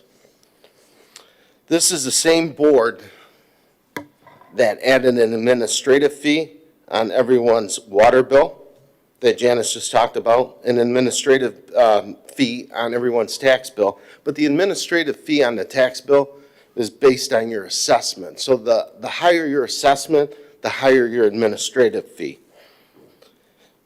And this is the same board that hiked everybody's water rates. Everything that I see come out of this board is taxing the residents. You don't know how to spend our money efficiently, you waste our money, and then you come to us asking for more money. An example of that, the millage that you guys purposely put on the August primary, which is the lowest rate as far as people coming out to vote in August to try to get this passed. I'm glad that there's a piece of legislation in Lansing that would ban this type of behavior and put it on the November ballot to where it should be on. So, I mean, you guys think you're slick, you're not. And at the last board meeting, I gave the supervisor a failing review. One of the sitting trustees couldn't have said it better. He always leads from behind. So I've watched him for the last 6 years, and nothing's changed. As a matter of fact, everything's gotten worse. So the one area that he's been proficient and very effective, laser point effective, is he's been able to weaponize his position to get people to cower down to what he wants. I've seen it on this board. I've seen it with the employees here. He's weaponized it, and he's very efficient. I mean, I'm surprised that you don't have the nickname the Don around here. That's how efficient you are. It's shameful, but again, your true colors come out, and there is an election coming up in 2 years, and I hope that the residents see that you're not a very effective leader. We've got some board members that need to be replaced, and we can get a new board up there that really cares about the residents in this township and the employees of this township. So, thank you.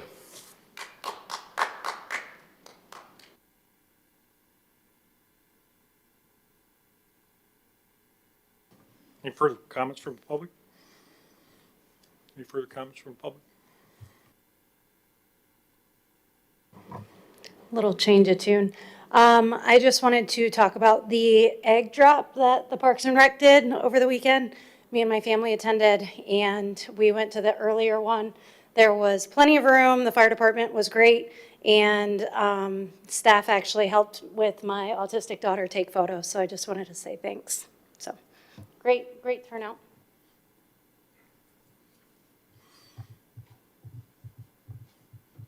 Any more comments from the public? Bring it back up to the board. Board comments.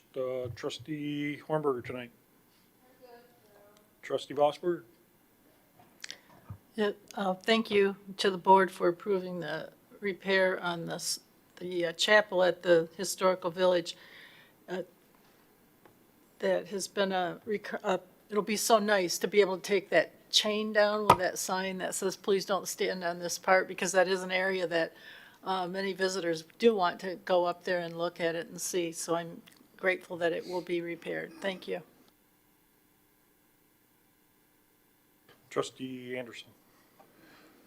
Thank you. Got April 5th coming up here. Enjoy your families.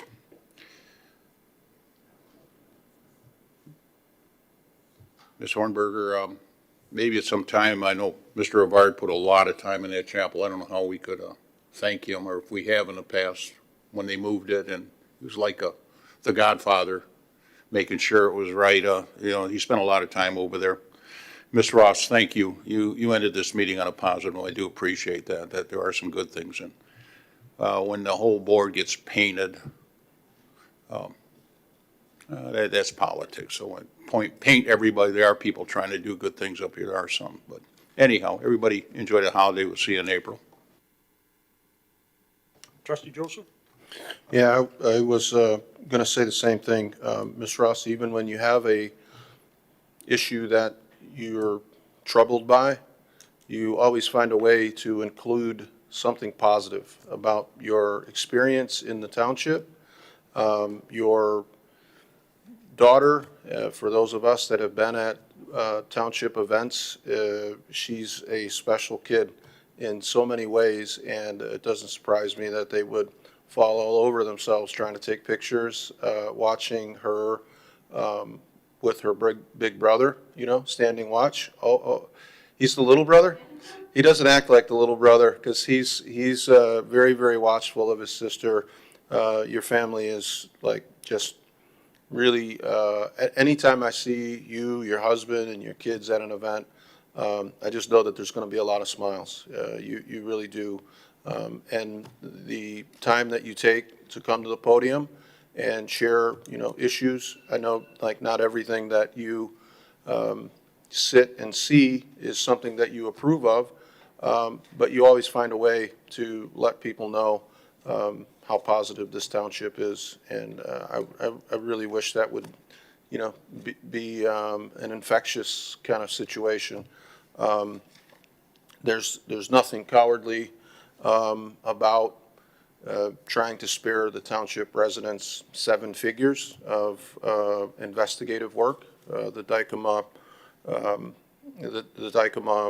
Gossett law firm is one of the most premier and expensive law firms in really, well, certainly the state, but maybe the country.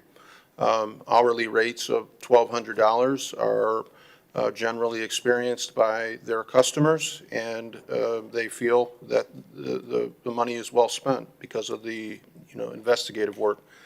The agenda item that we took a pass on tonight, you got up to the podium and mentioned the concerns about the election. Just to give you an idea of the city of Hamtramck had board members that were alleged and actually charged with election fraud.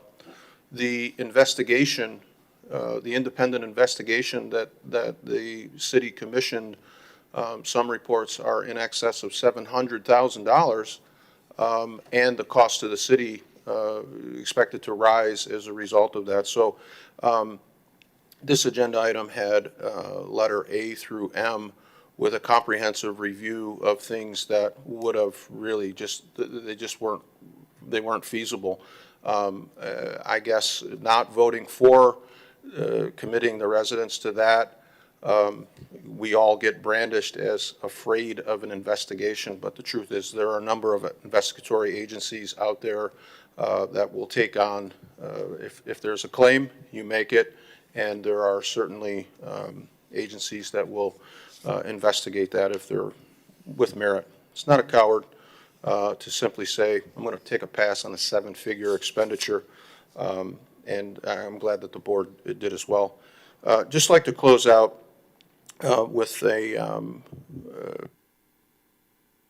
tone of appreciation from one of our zoning board members. He sent me a text today. He comes to a lot of the meetings, but he said, just wanted to give you a huge shout out to our men and women in blue, as well as the fire department. He said, I had an unfortunate accident over the weekend. I fell 12 feet trying to change a light fixture and needed to call 911 for help.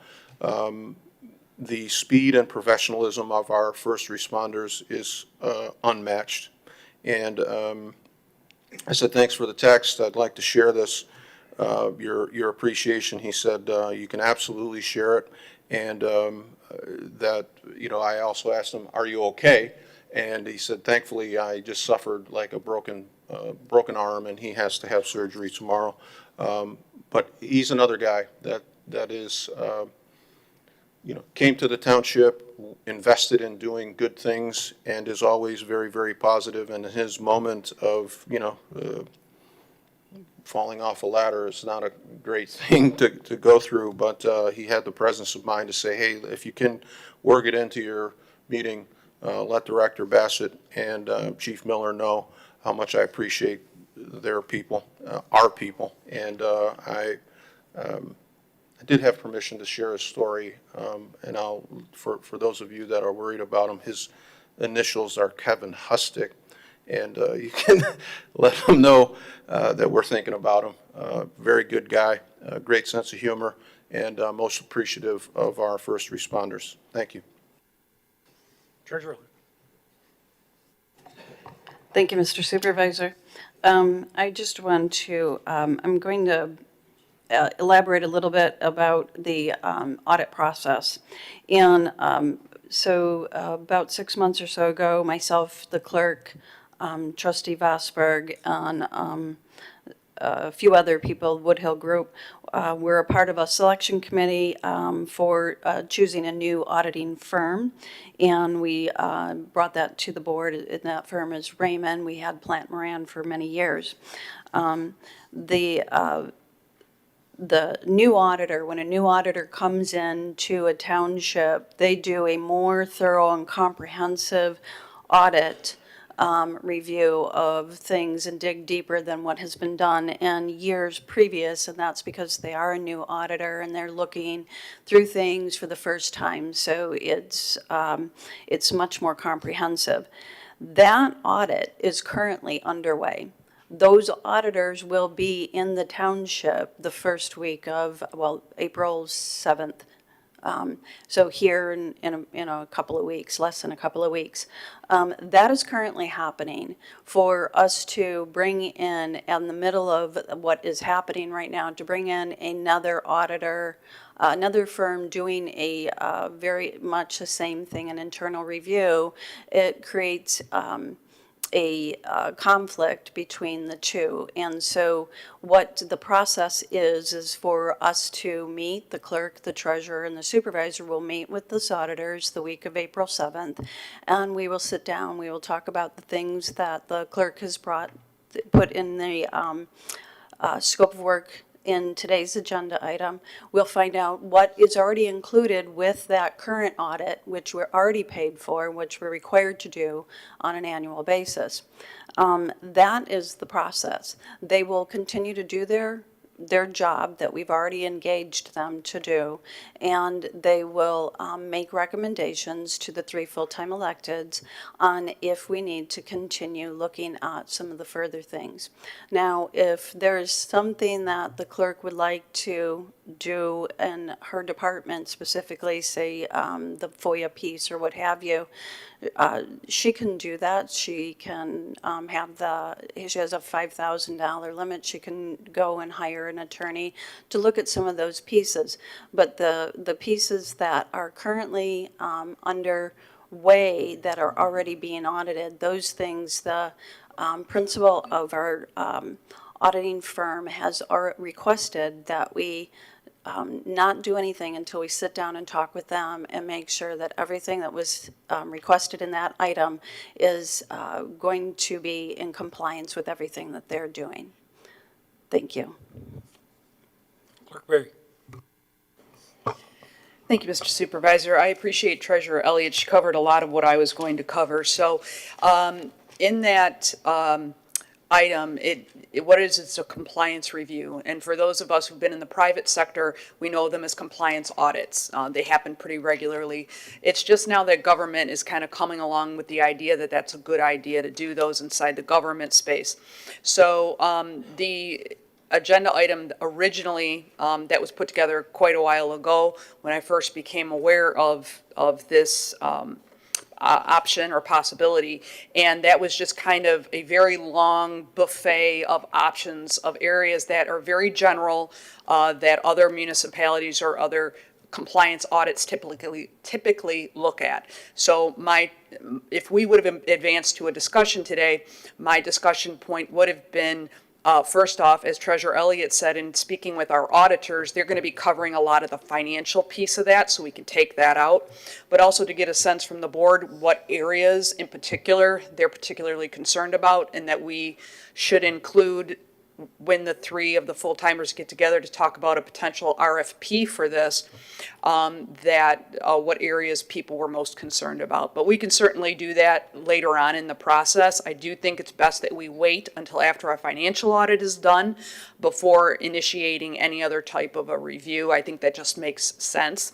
And I believe our auditors are going to help advise us through that process. So I do hope that this that a compliance review will be discussed among the 3 full-time elected officials. We'll put an RFP together or an RFQ together and send that out for bid.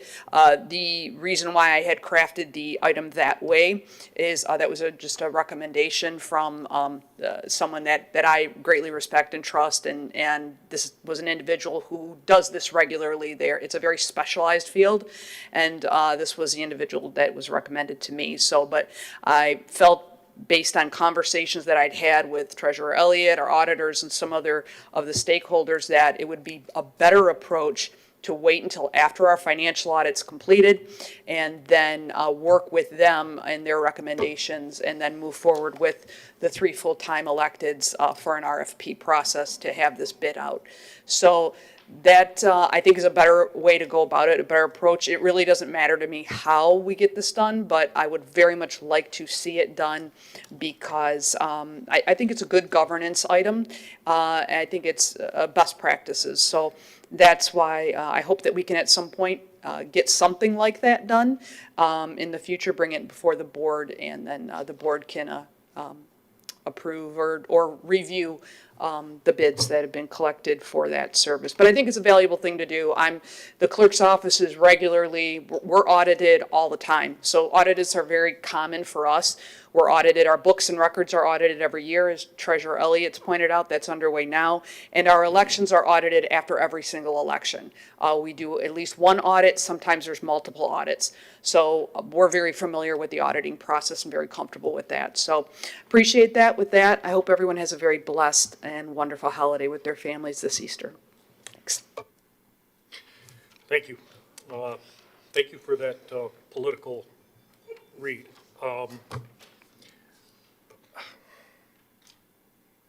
That was purely a political agenda approach to it. You knew exactly what you were doing. You're very astute politician. I give you that. And it is unfortunate that this came on and was placed on an agenda without any input from anybody. You tried to put everybody in a tough spot, and you accomplished that. I am open to any scrutiny that you want to bring in here, properly presented. This attorney that you engaged had no clue what they were up against, or even what they were doing, and you knew that. It is unfortunate that that attorney even replied to an email. And I don't know why you do this.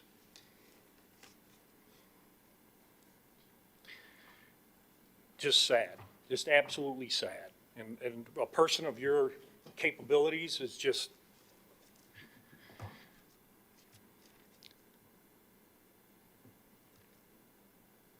Ms. Young, the AIM system has been deployed. It's been out there. We're implementing it in phases. The remote meters are out. We added some additional towers. The next phase is once those remote meters are functioning, and we've confirmed that they're functioning, and as you heard him say, there are several that aren't reading. We don't know why. We will look into that.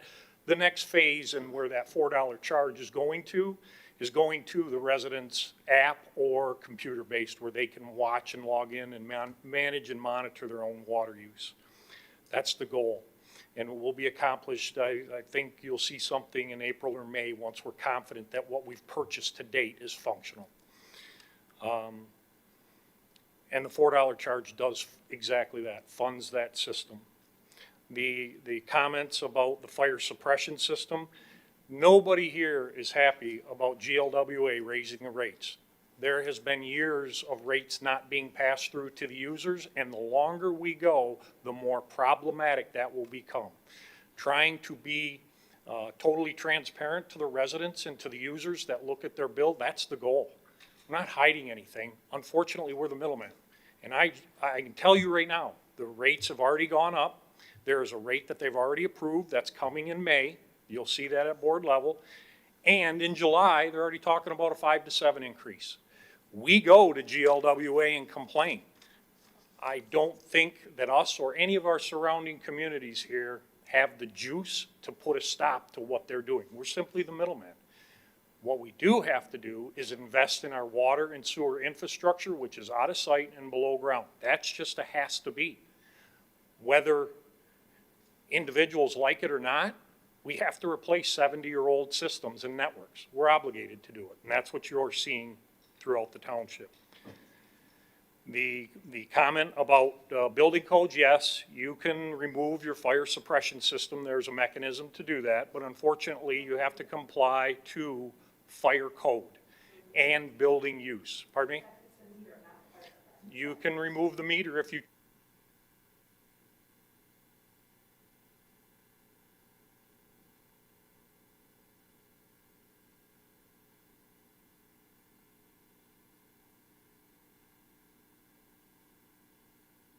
There are those that can, and there are those that cannot. You clearly cannot. Your history reflects it. And your comments, you keep bashing Parks and Rec millage, but yet 6 months ago, you're at the podium saying, look like Sterling Heights. Why can't we have a program like Sterling Heights? Well, it costs money.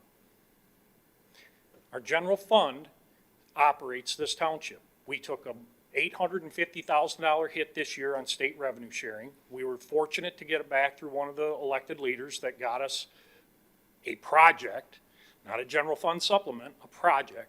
And I'm already being told that we're looking at a $1.2 million deficit or restriction from state revenue sharing next year. So all of the fees that you see attached to, we are no different than any residential person here that has to, when DT, when the service, when the utilities raise their rates, we have to do the same thing. It's that simple. It is not difficult. And you should be able to understand that. And why you attack everybody up here, including myself, it makes no sense. Again, there are those that can and do, and then there are those that can't. Your history dictates exactly that. We have a closed session. Christina, thank you for the comments for the egg drop, and I'm sure everybody will hear about it. So The Public Safety Annual Report has been issued. That's on our website. And one more comment about our audits that the treasurer did not mention, and I know she meant to, is our audits are public documents. They're on our website. You can go up there and look at them. We just changed auditors from Platt Moran. Raymond is now in the building. It's a different auditor. Once that's done and their scrutiny and their look, it's not only submitted to the state for review, but it also goes to our website. So there's no hidden eggshell game here. That being said, there is a closed session scheduled tonight. Clerk Barry, would you call it? Treasurer Elliott? Today I talked to you because I've seen something else online that has been a little bit disappointing, and I've heard it spoken at this board table as well. And I voted yes to support the Parks and Rec millage being put on the August primary ballot because of our budget we need to be able to do the budget, whether that it passes or doesn't pass, and that was the reason. The fact that there's a different narrative being played has been very disappointing, because that is not the reason I believe this board had done it. I believe it was because of timeliness of our budget process. Is that correct? And Thank you very much for that clarity. Clerk Barry, there is a closed item agenda. Would you read it, please? And there is an action item coming out of it. Closed session of the board to discuss labor relations strategy for the IAFF union group pursuant to Section 8C of the Open Meetings Act. Mr. Supervisor, I'd like to make a motion to enter closed session for the purpose just stated. Motion by Clerk Barry, supported by Supervisor Kersten. Clerk Barry, call the roll. Clerk Barry, aye. Supervisor Kersten. Aye. Trustee Anderson. Aye. Trustee Joseph. Aye. Trustee Hornberger. Aye. Trustee Vosberg. Treasurer Elliott. We're in closed session at 8:56. 8:56 p.m.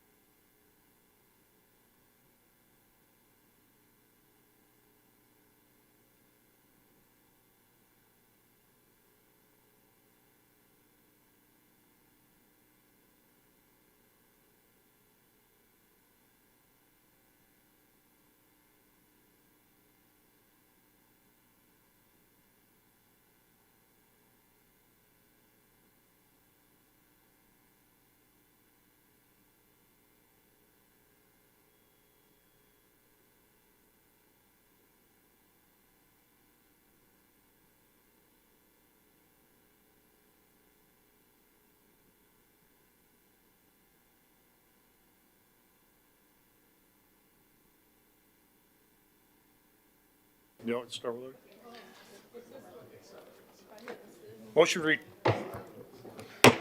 Motion to return to open session. Supervisor Kersten will make a motion. Second. Support by trustee Anderson. Yep. Clerk Berry. Supervisor Kersten? Aye. Trustee Anderson? Trustee Joseph? Trustee Kornberger? Trustee Vosberg? Treasurer Elliott? Clerk Berry, aye. At 9:09 PM. Supervisor Kersten will make a motion to approve the tentative agreement with IAF Local 4011. Is there any support? Support. Trustee Joseph. Discussion. Clerk Berry, would you call the roll? Supervisor Kersten? Aye. Trustee Joseph? Aye. Trustee Anderson? Trustee Vosberg? Trustee Hornberger? Treasurer Elliott? Aye. Clerk Berry, aye. Motion approved. Supervisor Kerr will make a motion to adjourn Second? at 9:09. All those in favor? Aye. Opposed?